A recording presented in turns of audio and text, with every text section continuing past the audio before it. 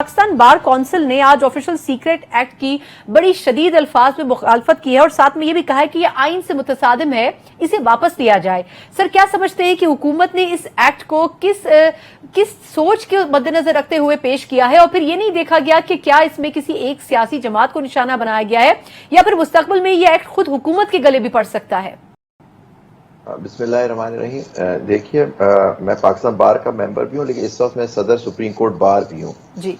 तो ये पर दो मेरे पोजीशंस हैं। ठीक। लेकिन पाकिस्तान बार की जो आई है, वहां आप हैरानगी इस बात पे मैं आप होगी जो उन्होंने कहा नहीं इस प्रेस रिलीज में कि जो मिनिस्टर साहब, लॉ मिनिस्टर हैं, जिन्होंने ये पेश की ये तरमीम और इसके अंदर ऑफिशियल सीक्रेट्स एक्ट, आजम नजीर तारड़ साहब, वो खुद पाकिस्तान बार के मेंबर हैं।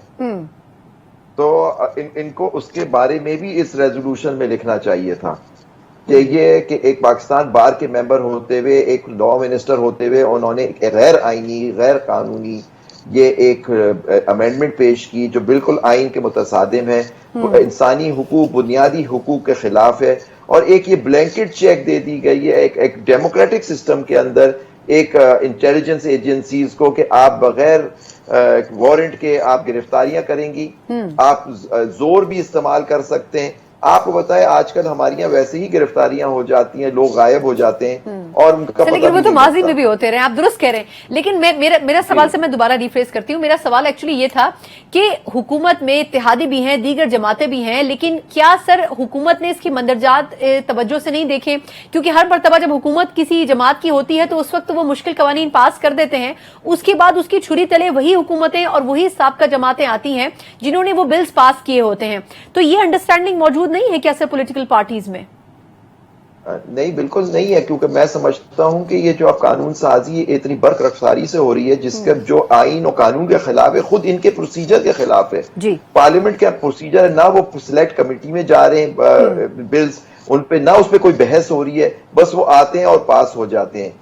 तो ये बिल्कुल गैर आइनी, गैर कानूनी तरीके से मैं तो समझता हूँ ये बिल जो है कहीं से और से बन के आ रहे हैं, जो सिर्फ ये एक अपना एक रोल प्ले कर रहे हैं कि एक ट्रंकेटेड पार्लियामेंट के अंदर पेश करके उसको पास करा रहे हैं। हमें तो ये तक नहीं मालूम क्या वो कोरम पूरा होता है जब ये बिल पास होते हैं या नहीं होता है, या उस पर क्या प्रोसीजर इन्होंने किया। तो आप ये देख लिए, और आखिर बिल्कुल जब चल चलाओ का इनका मामला है, असेंबलियां तहलील होने वाली है या अपनी मुद्दत पूरी करने वाली है, इस वक्त ये क्यों किया जा रहा है? दूसरी बात है कि देखिए, दो ऐवान है, कुछ जाके सेनेट से होंगे, फिर एक उसमें तीसरी इशू भी आता है कि सदर मुमलिकत साइन करें।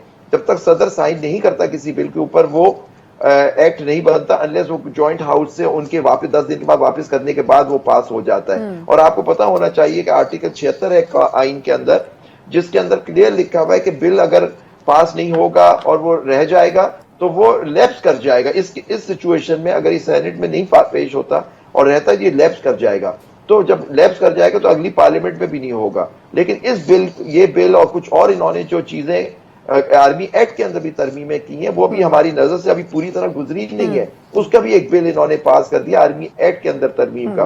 तो ये सब चीजें देखी जाएंगी। उस पर सुप्रीम कोर्ट बार का बड़ा क्लियर स्टैंड है कि जी हम आइन और कानून के साथ हैं, सुप्रीम कोर्ट की डिग्निटी के साथ हैं, और हम हर उस आइन को गैर आइनी इकदाम को हम चैलेंज करेंगे जिससे आइन और कानून की बालादस्ती हम काम करने में